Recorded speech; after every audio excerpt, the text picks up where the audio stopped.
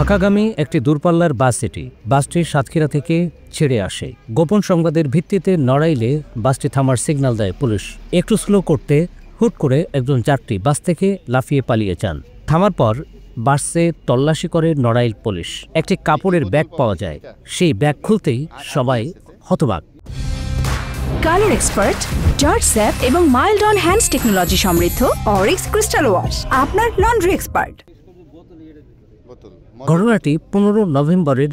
ঘটনাস্থল নড়াইলের হাতিরবাগান মোড়। সাতক্ষীরা ও ঢাকার মধ্যে চলাচলকারী এসপি গোল্ডেন পরিবহনের এই বাসে মদ ভর্তি ব্যাগটি পাওয়া যায়। বেশ কিছু মানুষ জড়ো হয়ে যায় ঘটনাস্থলে। পুলিশ বলছে বোতলগুলো বিদেশি।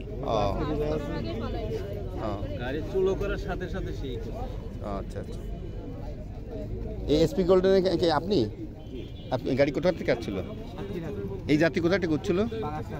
বাগাসা থেকে। টিকিট কাটা না আগে টিকিট কাটা না আপনার সামনে টিকিট কাটছে? আগে টিকিট কাটা। আচ্ছা আচ্ছা।